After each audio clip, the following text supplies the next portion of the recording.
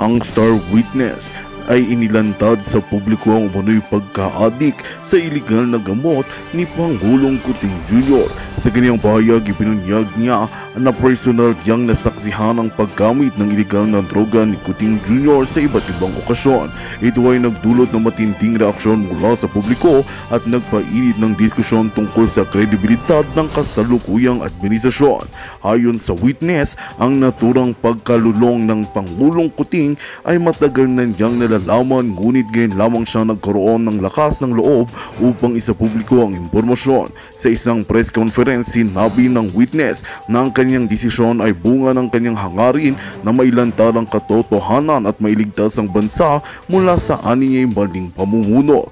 Tumanggi naman ang Malacanang na magbigay ng pahayag habang hindi pa natatapos ang imbestigasyon sa mga ligasyon. Samantala, nananawagan ng iba't ibang grupo at personalidad sa agarang pagsasagawa ng imbestigasyon upang malaman ang katotohanan sa likod ng mga akusasyon.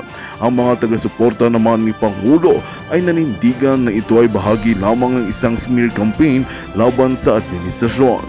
At yan nga ang balitang ating pagkatutukan. Ngunit bagong lahat, siguraduhin mag-subscribe at i-hit ang notification bell para sa patuloy na pagtutok sa mga sulyap ng bagong balita sa tunay na boses ng masa.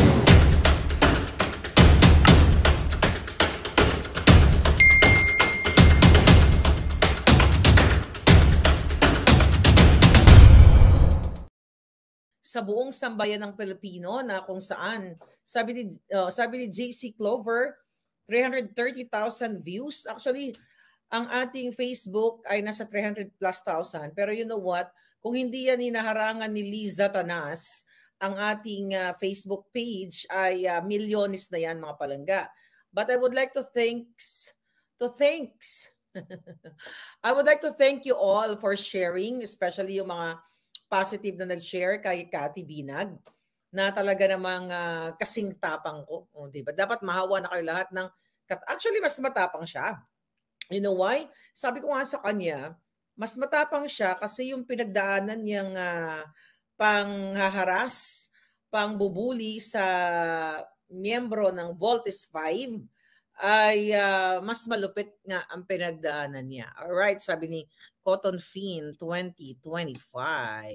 Kayo, ano ang inyong pakiramdam noong narinig ninyo na si Liza Tanas ay inoferan siya ng pulburon?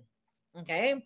So ngayon mga palangga, nag-corroborate lahat ng mga revelasyon ng mga pasabog. Syungabels na lang talaga or sarado yung utak o nababayaran o binayaran ng mga jutang ginimes, okay, na gobyernong bangag ang hindi naniniwala sa mga pangyayari.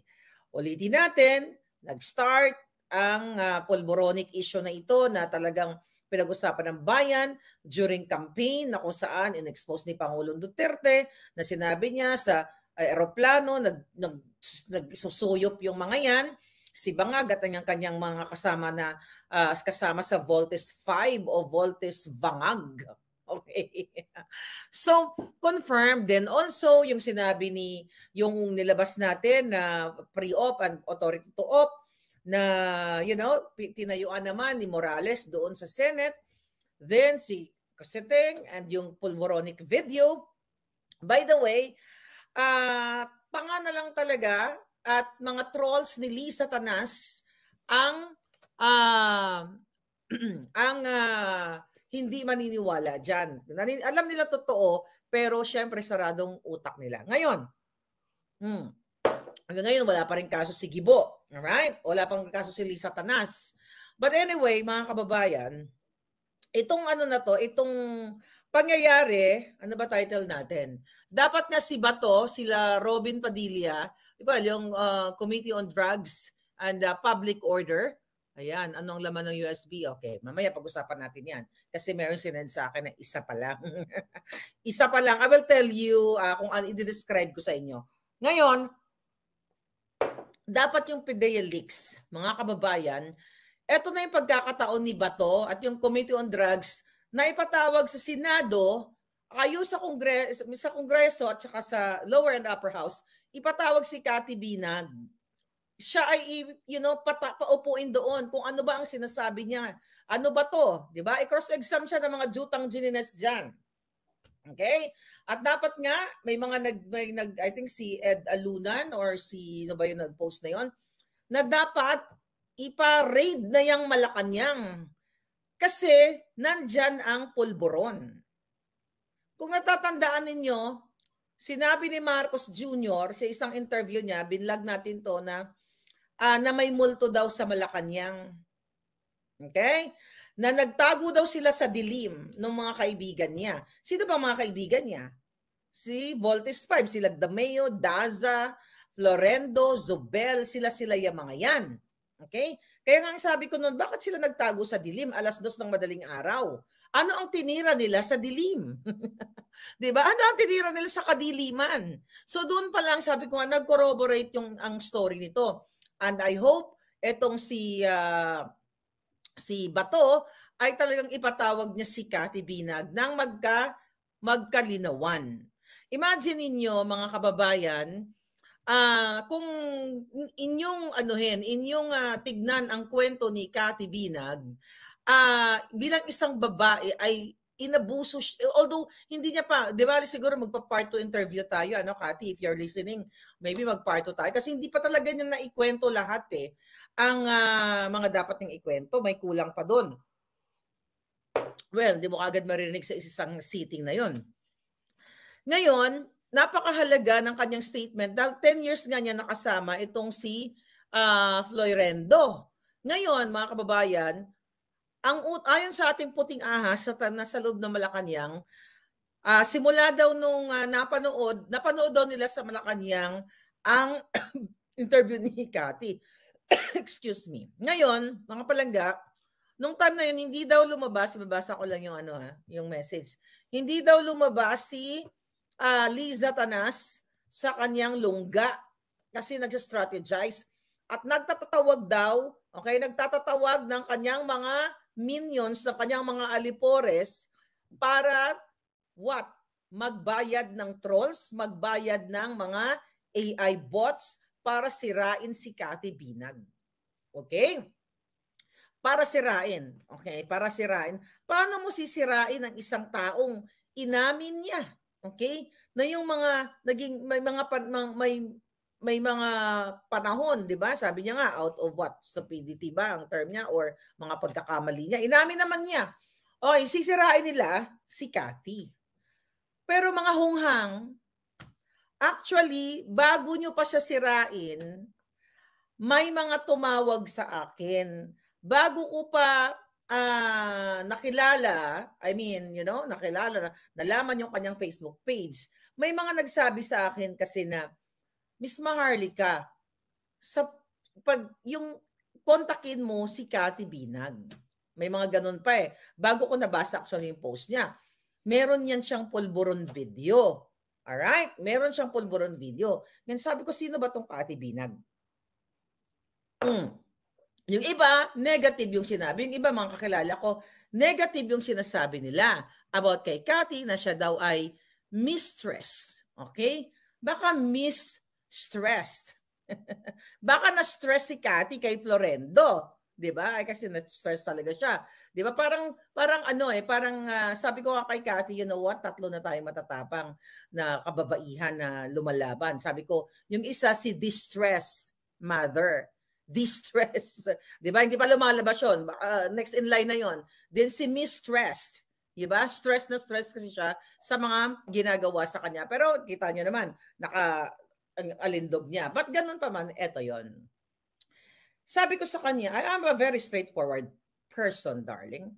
Sabi ko, Cathy, ito, sinasabi sa akin ng mga nakakilala, actually, hindi na makakilala sa iyo Sabi ni ganito, mga hearsay ba, na ikaw ay kabit, mga ganyan-ganyan, ganito, ganun-ganon.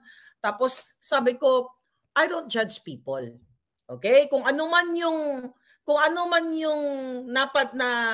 napuntahan mong isang ganon, isang sitwasyon, okay, na ikaw ay bata pa, naligaw ka ng landas, and later on you realize you change your life, or who am I to judge you? Sabi ko sa kanya.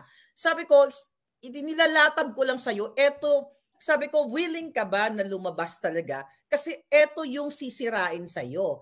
Na ikaw ay pumatol sa mas matanda sa'yo, dadadadada. Sabi niya sa akin, sis, sabi niya, binato na nila sa akin yan.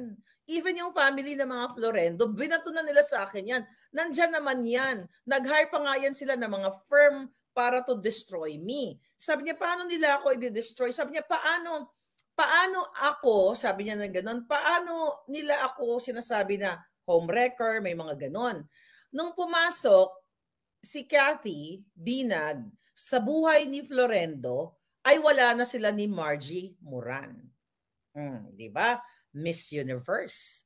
Ang question ko nga dun sa post ko, itong mga Miss Universe na ito, okay? Kasi yung isa Miss Universe din ang jowa, di ba? Itong mga Miss Universe na ito, meron silang mga tinatawag na what kapag sila ay sumasali sa Miss Universe, di ba? Meron silang mga goal, mission, mga advocacy like world peace, di ba? Drug-free living, di ba?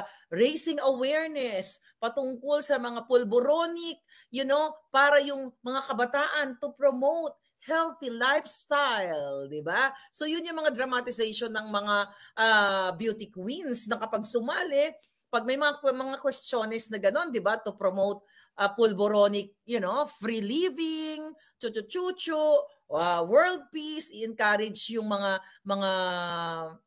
buong sambayan ng not only Filipino, buong mundo na protektahan ang mga kababaihan, women empowerment, protect human rights, protect chuchu-chuchu, promote equality, Kaya nga ang question ko dito sa mga asawa ng mga pulboronic, nasaan ang promotion ng awareness? Alam nyo palang adictos benedictos sa mga asawa ninyo, tapos ngayon, alam nyo mismo ang presidente ay kaklase ng inyong mga asawa, tikom ang bibig ninyo, mga mga hitad, okay? Tikom ang bibig ninyo, bakit? Nasaan yung world peace? Nasaan yung Miss Universe Eklabush advocacy? Si Kathy Binag, inabuso. Sinabihan ni Anton Lagdameo na asawa ni Don. Okay? Doon mismo sa video na, Kathy, matanda na yung uncle ko. Pag kailangan mo ng chuk-chak, ako na ang magsabi noon. Kasi yun ang exactly, yun ang sinabi niya, off-cam. Pag kailangan mo ng chuk-chak, tawagin mo lang ako kasi malapit lang ako. Hindi ba yan verbal abuse? At ano ang pwedeng ikaso dyan? Na sabi mo, pag gusto mo ng kangkangan, tawagin mo lang ako. At coming from the assistant to the president, di ba? Si Lagdameo. Siya yung tinutukoy. At may pagkakataon sa CR na binalya siya. Dahil gusto siyang harasin. Nasaan? Kaya nga sabi ni Kathy doon, nasaan nanawagan pa siya dito sa Gabriela. Anong expect mo kay Ontiveros? Si distressed mother nga sumulat sa kanya Dahil inabuso din to ng asawa at pakipagsabuatan si Lisa, hindi rin sinagot. Kaya sabi ko kay Kathy, wala kang maasahan sa mga jutang genemis sa gobyerno ngayon dahil lahat yan ay hawak ni Bangag. Diba? Ngayon, mga pabalangga, ano ang daan at tutunan nyo sa chikang boom-boom na yon? Okay? Alright, ang dami natin natututunan. Hindi porket si Kathy Binag ay sabi nga niya, when you're young, you're stupid, right? May mga kasabihan na ganon. When you're young, you don't know what you're doing, di ba? Lalo na, kinukompute ko yung edad niya, I think nakilala niya 30s is not young anymore, but still young, di ba? Bakit? Sino ba dito mga hindi nadapa sa kanilang buhay? Credible siya talaga dahil 10 years silang magkasama. Ikinuwento niya na talagang, normal na sa kanila yung pagpupulburon. At even, ito pa mga kababayan, hindi yan lang ito na kwento. Sa mga bars, okay? Ano yung mga bars dyan? Rebel, isa sa mga bars, Rebel, yes please, basta may mga bars daw dyan. Okay? May mga bars dyan sa Pilipinas na itong Voltes 5 at even ang anak ni Marcos Jr. Okay. Hindi yan nabanggit yon. Okay? Even hindi lang si Cathy ang ano ko doon, ang source. Ni Marcos Jr., dyan sa mga bars na yan, ito, jutang ginimis kayo ha, PNP, NBI. Yang mga bars dyan sa Makati, itong sila Voltes 5, even noon at ang kanilang mga anak at mga kaibigan ngayon, hanggang ngayon, up to now, ay parang buffet ang pulburon. Nilalatag sa club. Diyan, baka diyan ngayon, ano ba ngayon dyan? Sunday, baka bukas yung club. Nilalatag kung gusto nilang solusyonan to end this pulboronic, illegal na pulburon, yan, i-raid ang Malacanang, i-raid yung mga club na yan. Pero bakit i-raid nila yan? Sila nga ang protector. Si Lisa Canas, si Bangag, maliban sa user sila ang protector. Di ba sinabi ko sa iyo ng dating BFF kong designer na sinabi niya na ang supplier ni Lisa ng pulburon ay yung baklang lagi daw nasa likod ni Lisa starts with letter J. You know who you are. Yan ang sabi sa akin. Noong time na yon hindi ako naniniwala sa kay Pangulo Duterte na si Marcos Jr. ay bangag. Dahil siyempre budol na budol pa ako noon di ba? Yeah, si JJ. JJ.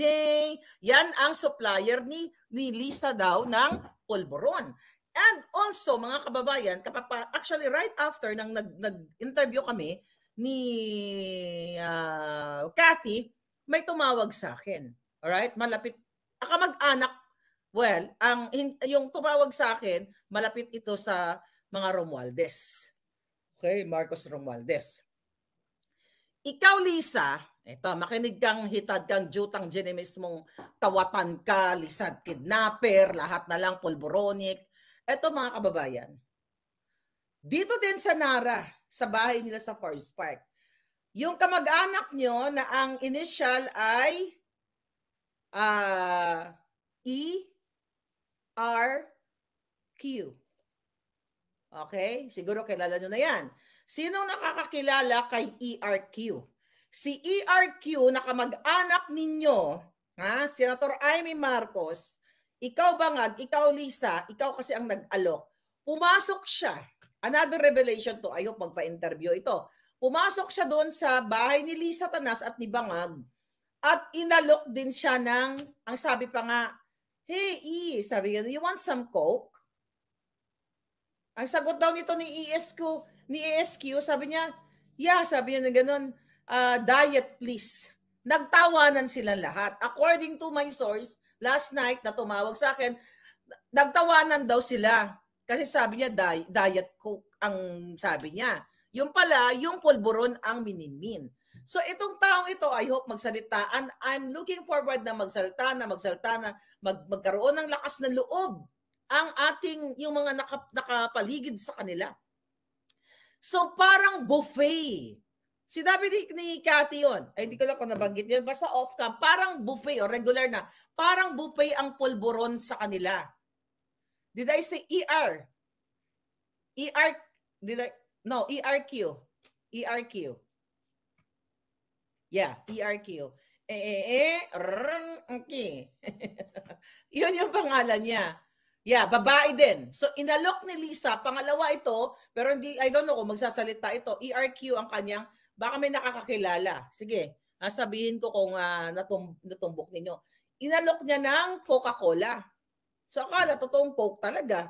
Diba? Kaya sabi niya, Diet Coke ang gusto niya. So, nagtawanan. Yung pala, gusto ni Lisa siya bigyan ng pulburon. And another issue, alam mo, may nag-message sa akin, mga kababayan. Alright? May pa yung message sa akin. Ngayon, kanina ko lang nakita. Okay. Ang pangalan niya ay dadadan. Okay. Siyempre, di ko babanggitin yung pangalan. Baka gurgurin. Diba? Baka gurgurin, mga kapalangga. Okay. Siya ay si Palangga. Alright. Ito sabi niya sa akin.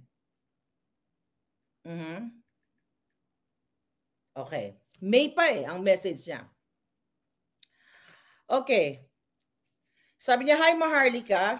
Sabi niya, okay, Lisa Marcos used to give 1 gram pulburon vial bottles to her friends for their birthdays. Alright? Can you imagine, sabi niya, the audacity of this woman? Now she is the first lady. Pulburon, sabi niya. Pulburon was her gift to her barkada. Dated May 14. Okay, May 14 to ay okay. May 14 ito ngayong taon. Sabi niya, Maricel is lying. Ito yung kasagsagan ng ni Morales hearing sa PIDEA Leaks. Sabi niya dito, Maricel is lying. Kanina ko lang kagabi pala ako doon nakita. Maricel is lying. Her flat was the place to go to get high. Okay? Sabi niya, Maricel was the girlfriend of Martin Araneta. Well, sinabi ko to then she became, sabi niya dito, sabi ng message, according to my source, then she became gay and now is in a relationship with, who's this? Viana. I don't know who's Viana. Okay? Viana daw. That whole family has been in the Pulburon scene since the 80s, sabi niya. Alright? Since the 80s. Sabi niya pa, ito bagong scope to. Ngayon ko lang ito nabasa, May pa sinabi sa akin, Lisa had a surgery to restore her nasal wall that had been eaten by pulburon. Nasal. Ito pa, sa leg ako. Okay. Sabi niya, Lisa had a surgery to restore her nasal wall that had been eaten by Coca-Cola, by pulburon. Okay?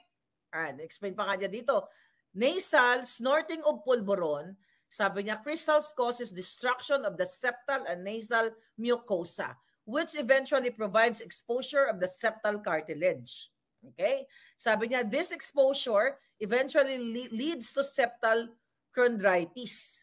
Sabi niya, a known ENT in St. Luke's, baka naman, did this procedure for her in 2014. So si Lisa, according to the source, na nilamon na ng pulburon ang kanyang nasal wall dahil daw sa kakalaklak ng pulburon. At in 2014 ay inoperahan nga siya at sa St. Luke's siya nag-undergo ng surgery. So favorite talaga nila yung St. Luke's. Sabi niya, I know these people well. Okay? I am very close sila. Hindi ko na pwede balang ito. Baka ma-identify ito. Okay? Sabi niya, baka ma-identify kung sino siya. But close din siya. Ayok magsalita ka, madam. Sabi niya, I have a lot of information to share from the inside. Ito pa siya. Ito si Ting Ting Ting. Sabi pa nga niya. Ito. Sabi niya dito, Pretty Ting, sabi niya, I know her well. Yung si Ting Ting Ting, yung pinawalaan natin, yung pag-ibig ni Kuting. Si Ting Ting Ting, pag-ibig ni Kuting. Sabi niya dito, eto sinabi ko na to sa inyo, ibang source naman. Marcos Bangag left Lizard, ang tawag niya, sometime in 2001 to 2002. Naalala nyo nung I think nabanggit ko sa vlog na si Lisa Tanas ay pumunta ng Thailand, tumira doon dahil naghiwalay sila ni Kuting dahil hindi na makayanan ni Kuting ang pagmumukha ni Lisa Tanas. I know, ito, nasa message dito at May of 20, ngayon kagabi ko lang nakita nga itong message na to, sabi niya, according to friends, okay, friends ni Bangag, okay, Marcos, okay, was quoted as saying, I can't stand looking at her any longer. Ayon sa aking source, si Marcos ang nagsabi dito, si Marcos Jr. na hindi na niya kayang pagmumuka ni Butod, hindi na niya kayang tignan ang pagmumuka ni Butod. Tapos sabi na nag-message sa atin, we can see why. Okay, sabi niya dito, ting ting ting ting made him smile for a while. But, sabi niya dito, it was Imelda of all people. Okay? Sabi dito, because she never thought of Lizard as a suitable wife for him ever. Si Imelda mismo. Hindi, di ba? Nakita nyo naman, sukang-suka si Imelda kay Lizard. Kahit si Amy Marcos, sukang-suka, di ba? May mga pagkakataon nga na sinabi ni Amy na, oh, bigyan mo na ng pang-shopping si Lisa, liparin mo sa New York. New York, di ba? So, ibig sabihin, walang pera si Lisa Tanas. Umaasa lang siya sa bigay, pandorobo, galing sa Pogo, galing sa smuggling ngayon. And now, kanila na ang budget, ang national budget. Ako, binabasa ko lang ang mga information ng mga tao dito na concern sa inyo. Okay, here, karugtong. Pero, sabi niya, Imelda convinced him to go back because of 3 sons he fathered with her. Okay? So, ibig sabihin, kahit sukang-suka si Imelda Marcos, ayon sa ating informante, mga kababayan, ay kinumbinsin niya si Bangag Jr. kahit na si Bangag ay nakasmile kay Ting Ting Ting Ting. Mga kababayan, during that time, in 2001 and 2002, inutusan siya ni Imelda na balikan mo si Satanas. Kasi yung mga anak ninyo kawawa. 3. At yan, hindi lang isa ang nagkwento niyan sa atin, mga palangga. Okay. Sabi pa nga niya, may binanggit siya pangalan dito, pero hindi na muna natin babanggitin kasi kinukontak ko. Alright? Sabi, the one you might want to reach out is blank. Okay, ang apelyido is, hindi, wag na natin pangalanan, baka maun siya may. Okay? I see. Okay, wag na natin bigyan ng code, baka patayin baka gurgurin. Sabi pa niya, ex-BFF of Liza Tanas. Oh my God. Sabi niya, who will tell you the horrific stories of betrayal, lies, polboron, promiscuity, and promiscuous kasi itong mga yatay na to and much more. Okay? Ngayon, sabi niya, another person who can give you inside stories is certain Daza. Ang apelyido Daza, I don't know kung sino si Daza. Certain Daza, the ex of certain Daza. So parehong Daza to. Sabi niya kasi Lisa Marcos and her were quite close until that lady, certain Daza, found out that she had been sleeping with that certain Daza. So, in other words, based dito sa ating informante na si Lisa Tanas ay nakipagtsuktsakan, nakipagbiga-biga doon sa certain Daza. Okay? Kaya ito ay nakipag-divorce, nakipaghiwalay daw ito yung babae doon sa certain Daza na yon. Actually, I'll tell you something. Kung kayo'y nakikinig sa akin, yung minimin dito na certain Daza, nando doon kasama ni Lisa sa picture na kung saan kumamal si Lisa Tanas at si Marcos Jr. ng pera sa mga Pogo operators. Sabi ko sa iyo, nagko-corroborate ang mga istorya dito, mga palangga Sinabi ko yon in few days ago. So yung certain Daza dito na sinasabi na nakipag-tsuktsak chenes, itong jutang ginemes na si Liza Tanas. Kasi kapag hike daw ka sa pulboronic, kahit sino na lang, kahit yata sawa, pwede mo ipasok sa kipay mo kasi wala ka ng wala ka na sa ulirat, di ba? High na high ka na. So according to this message, magandang balita ang hatid namin sa inyo ngayong araw. Sa pagtatapos ng aming balitaan, nagbigay kami ng mga mahalagang impormasyon. Maraming salamat sa pagtutok at pagsuporta sa aming programa. Huwag kalimutang manatili sa mga susunod na araw para sa mga bagong balita at mga kwento na dapat nating abangan. Mula sa Boses ng Masa, magandang araw, Pilipinas!